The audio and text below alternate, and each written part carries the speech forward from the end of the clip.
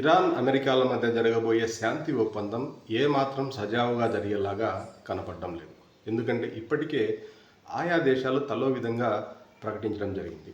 Iran మాత్రం సంపూర్ణంగా మేమే విజయం సాధించామని చెప్పుకుంటుంటే, అమెరికా మాత్రం ఇది కండిషనల్ డీల్ అని చెప్పి చెప్పుకుంటుంది. అంటే ఎవరికి వాళ్ళు వాళ్ళ దేశంలో మేమే విజయం సాధించాము, లేకపోతే మేమే కట్టడి చేయబోతున్నామని చెప్పుకోవడానికి ప్రయత్నాలు చేస్తున్నారు. అయితే ఈ పీస్ డీల్ని ఒకసారి మనం తరచూ చూసినట్లయితే, ఇప్పటికే ఇరాన్ మేము సంపూర్ణంగా విజయం సాధించాం, అమెరికా మా పైన అన్ని రకాల ఆంక్షలను ఎత్తేసింది, అట్లాగే న్యూక్లియర్ ప్రోగ్రాంలో జోక్యం చేసుకోబోదు అని చెప్పి స్పష్టంగా ప్రకటించింది.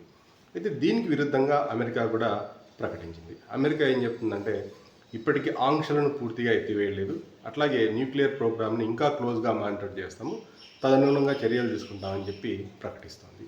అంటే 60 రోజుల పాటు ఇరాన్ ఏం చేయబోతుందో దాన్ని పరిశీలించిన తర్వాతే తుది నివేదిక రూపొందించడం జరుగుతుంది. దానికి అనుగుణంగానే ఆ రోజు ఇద్దరు కూడా పీస్ ఒప్పందంలో సైన్ చేయవలసి ఉంటుంది. అయితే ఇప్పుడు జరుగుతున్నటువంటి పరిణామాలను చూస్తే కనుక ఈ పీస్ ఒప్పందం సజావుగా సాగుతుందని ఏమాత్రం అనిపించడం లేదు. అంతేకాకుండా హార్మోజ్ విషయంలో కూడా అమెరికా ఒకలాగా ప్రతిస్పందించింది, ఇరాన్ ఒకలాగా ప్రతిస్పందించింది. అమెరికా ఏం చెప్తుందంటే, హార్మూజ్లో ఇక ఏ దేశానికి చెందినటువంటి నౌకలైనా ఫ్రీగా వెళ్ళొచ్చు, ఎలాంటి టోల్ చెల్లించాల్సినటువంటి అవసరం లేదని విస్పష్టంగా ప్రకటించింది. అయితే దానికి విరుద్ధంగా ఇరాన్ మాత్రం టోల్ని కలెక్ట్ చేస్తామని చెప్తుంది.